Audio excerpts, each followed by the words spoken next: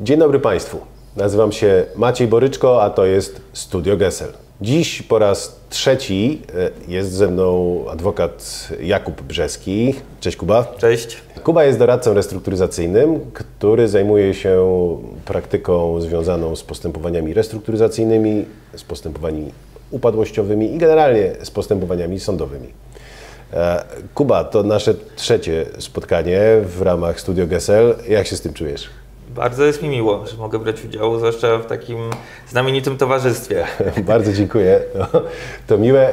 Ideą, którą chcieliśmy przedstawić w ramach tych trzech odcinków, jest wpływ postępowania restrukturyzacyjnego na umowę najmu i wzajemne relacje między interesariuszami tej sytuacji na możliwość prowadzenia biznesu i na realia tego typu postępowań.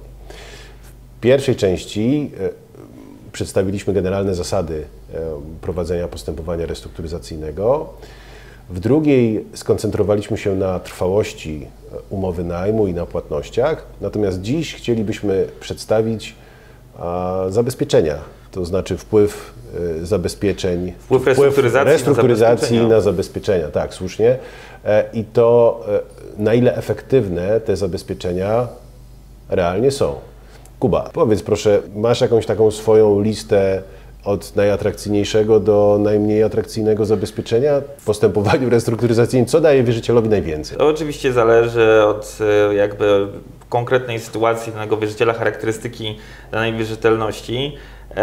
Patrząc, tak można powiedzieć, z lotu ptaka globalnie, mogłoby się wydawać, że najatrakcyjniejsze są zabezpieczenia rzeczowe na majątku dłużnika, ponieważ do wartości przedmiotu zabezpieczenia z mocy prawa wówczas zobowiązanie, które wchodziłoby do układu, jest z tego układu wyłączone. Oczywiście Kuba, zabezpieczenia rzeczowe to jakie to zabezpieczenia?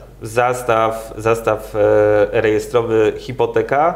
Na analogicznych zasadach jest również traktowana cesja na zabezpieczenie, jak również przewłaszczenie na zabezpieczenie. Czyli to, co powiedziałeś, działa tak. Do wysokości zabezpieczenia, czy do wysokości wartości tego aktywa zabezpiecza się wierzyciel i ewentualna nadwyżka wchodzi do masy, tak? W tym zakresie, w jakim zobowiązanie nie znajduje pokrycia w wartości zabezpieczenia, to jest objęte układem. Oczywiście jest przedmiotem sporów i bywa przedmiotem sporów w poszczególnych postępowaniach, jaka to jest wartość tego zabezpieczenia, tego przedmiotu zabezpieczenia, na jaki moment tę wartość należy ustalać, no co wpływa oczywiście na ocenę tego, jaki jest poziom wierzytelności układowych, a jaki poziom wierzytelności układowych danego wierzyciela. No to... Jasne, ale tu mamy te zabezpieczenia rzeczowe, które dają poczucie komfortu. Tak. Natomiast są też pewnie złe strony, bo wyobrażam sobie, że czas od momentu otwarcia takiego postępowania do zaspokojenia nie jest krótki.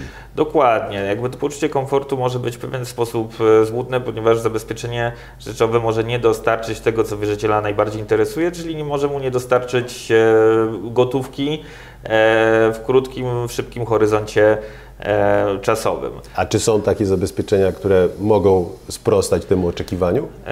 Jak najbardziej tak. W przypadku tutaj umów najmu, na których chcielibyśmy się koncentrować, takim zabezpieczeniem jest chociażby gwarancja bankowa, gwarancja ubezpieczeniowa, czyli bliźniacze instrumenty.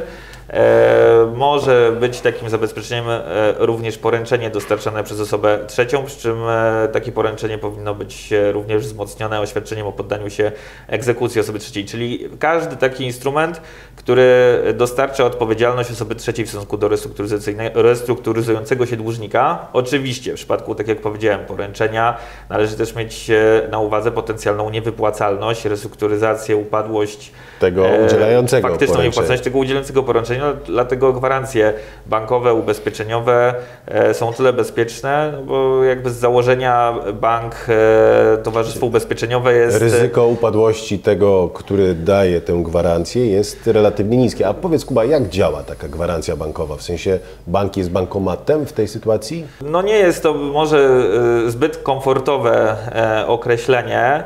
Dla kogo? Dla banku? Dla banku na pewno i i ja odczuwam też pewien dyskomfort przed takim traktowaniem gwarancji, ponieważ też no, w praktyce obrotu mamy do czynienia z przypadkami nadużywania gwarancji bankowych, gwarancji ubezpieczeniowych. I te Ale bardziej chodziło mi, przepraszam Kuba, że Ci przerwam, bardziej chodziło mi o taki mechanizm szybkości, to znaczy szybkości i z jednej strony, a z drugiej strony nie wnikania przez bank w naturę tej relacji, nie rozstrzygania przez bank tego, kto ma rację.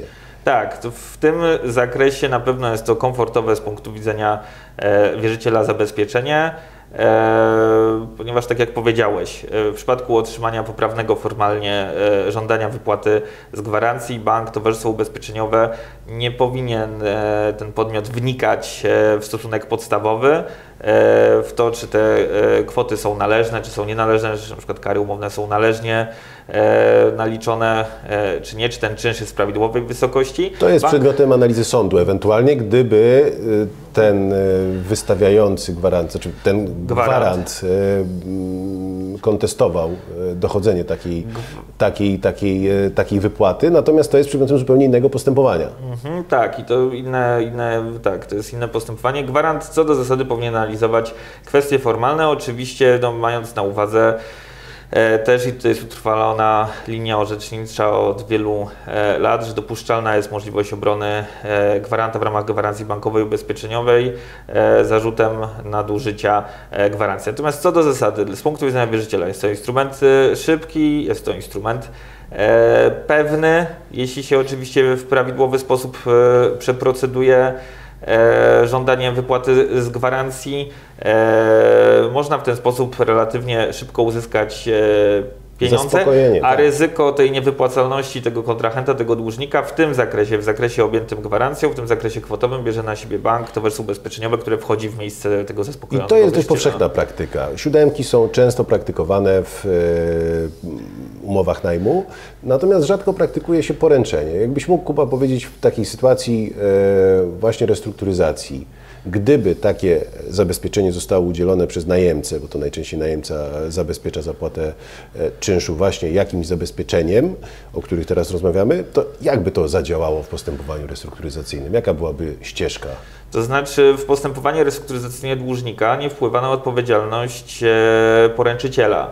I to jest o tyle, z tego punktu widzenia jest to komfortowe. Czyli mamy w umowie zabezpieczenie, mamy to poręczenie, które przewiduje odpowiedzialność jakiejś innej osoby trzeciej za najemcę. Czyli jak najemca jest w restrukturyzacji, chroni go postępowanie restrukturyzacyjne, nie może od niego dochodzić tej należności, natomiast można zainicjować postępowanie w stosunku do poręczyciela. Można zainicjować postępowanie, tak jak powiedziałem, najbardziej komfortowa jest sytuacja, kiedy poręczenie jest poparte oświadczeniem poręczyciela o poddaniu się egzekucji, bo przyspiesza. Bo siódemki, o których mówiliśmy, wystawione przez dłużnika, który jest w restrukturyzacji, w przypadku restrukturyzacji mają co najmniej ograniczony walor, żeby nie powiedzieć w przypadku sanacji czy postępowania z zakładu żaden. Bo siódemki, czyli oświadczenia o poddaniu się egzekucji, są o tyle bezskuteczne, że pewnie dostaniemy klauzulę w sądzie, to znaczy wykonamy pierwszy krok niezbędny do wszczęcia egzekucji, natomiast na etapie postępowania egzekucyjnego spotkalibyśmy się z przeciwdziałaniem dłużnika zapewne, bo prowadzenie egzekucji, jak powiedzieliśmy, w stosunku do niego nie jest dopuszczalne. Bądź w ogóle komornik odmówiłby wszczęcia postępowania egzekucyjnego. Okej, czyli mamy zabezpieczenia rzeczowe, hipotekę, zastaw rejestrowy, mamy te zabezpieczenia szybkie i względne dla wierzyciela, czyli oświadczenie o poddaniu się egzekucji, nie oświadczenie o poddaniu się egzekucji, tylko gwarancję bankową, gwarancję ubezpieczeniową i poręczenie. Nie zapominajmy jeszcze o kaucji, tudzież depozycie, czyli po prostu mówiąc wprost o gotówce zdeponowanej u wierzyciela. Kuba, która sytuacja lepsza? Gotówka, kaucja czy gwarancja bankowa z perspektywy wierzyciela? Tak jednoznacznie trudno to ocenić, bo trzeba też mieć jeszcze na uwadze na przykład ryzyko późniejszego postępowania upadłościowego, gdzie zdarzają się przypadki kwestionowania kaucji przez syndyka masy upadłości, dochodzenia zwrotu tej kaucji, troszeczkę inne zabezpieczenia.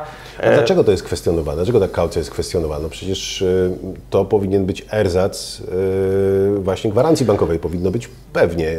Jaki jest tło tego? Przyjmowana jest koncepcja, że skoro syndyk masy upadłości ma możliwość odstąpienia od umów wzajemnych, od umów innych niż wzajemne, że umowę jakby ustanawiającą kaucję traktuje się jako odrębną umowę i w praktyce występują takie przypadki, gdzie syndyk odstępuje po prostu od takiej w cudzysłowie umowy kaucji. To bardziej w praktyce na gruncie kontraktów budowlanych można powiedzieć, że występowało, natomiast jeśli chodzi o mechanizm, jest podobny, mechanizm jest podobny. Chodzi o mechanizm zabezpieczenia. Znaczy kaucja też jest komfortowym w miarę z punktu widzenia wynajmującego w tym przypadku instrumentem.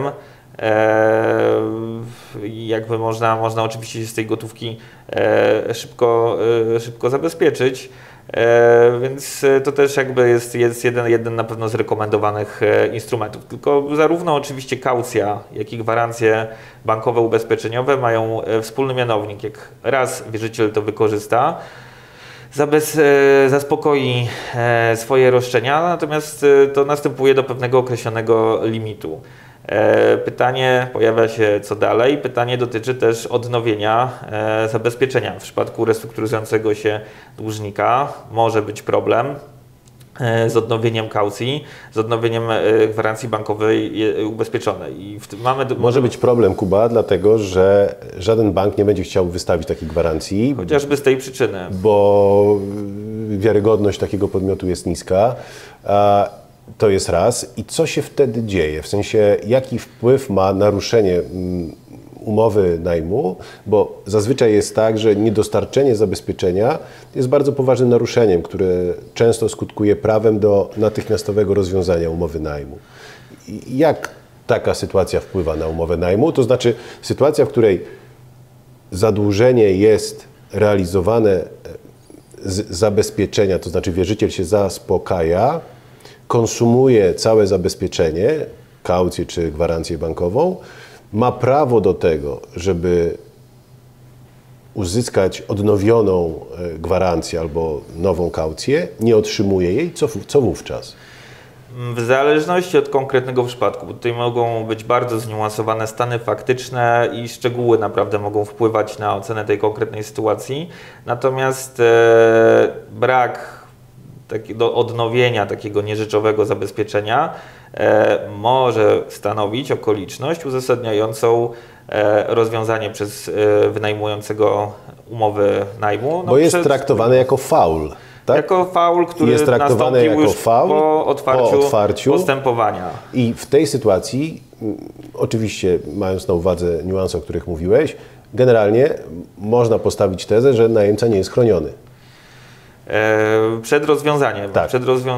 Tak. I tutaj oczywiście do decyzji, kwestia jest do decyzji wynajmującego, no bo to wcale nie jest tak, że w każdym przypadku może leżeć w interesie wynajmującego pozbycie się takiego najemcy, który nie dostarczył zabezpieczenia, ale wykonuje. Ale być może realizuje tę umowę. Dokładnie, lokal performuje i są dobre widoki na to, że przyszłość będzie się rysowała w jasnych barwach. Natomiast nie jest to chyba standard, bo jeżeli mamy kontrahenta, który znajduje się w postępowaniu restrukturyzacyjnym, to raczej włącza nam się lampka, że jest problem. Przypadki są bardzo różne i tutaj też jest kwestia oceny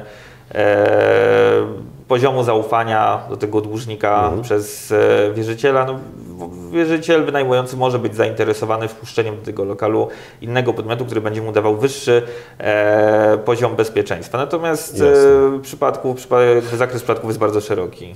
Kuba, a ta sytuacja, o której rozmawialiśmy, to znaczy jest naruszenie, jest prawo do rozwiązania umowy po stronie wynajmującego, jest rozwiązanie umowy, to czy mamy tu jakieś zabezpieczenia, które pozwoliłyby nam efektywnie zrealizować takie prawo do rozwiązania umowy? Bo co się powinno wydarzyć?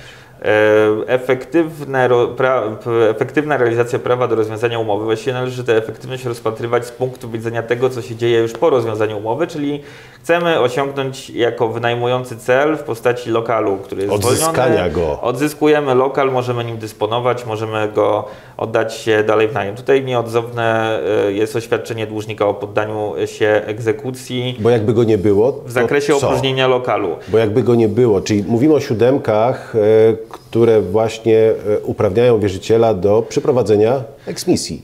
Tak, czyli innymi słowy, eksmisja rękami komornika, czyli skierowania sprawy bezpośrednio do komornika. Natomiast w przypadku braku takiego zabezpieczenia w postaci 3/7 na opróżnienie lokalu, w razie oporu ze strony dłużnika, no konieczna jest droga sądowa, czyli postępowanie trwające w perspektywie nawet do kilku lat, o ile strony wcześniej nie dojdą do jakiegoś porozumienia co do dobrowolnego rozejścia się i dopiero na końcu tej drogi jest komornik. Czyli te 7 na opróżnienie lokalu są nieodzowne. W razie rozwiązania umowy albo mamy zabezpieczenie zwrotu tego lokalu, albo nie. Jeżeli go nie mamy, to mamy problem, bo czeka nas postępowanie windykacyjne w stosunku do tego lokalu, a jeżeli mamy to zabezpieczenie, no to relatywnie szybko powinniśmy dostać prawo do tego, aby egzekwować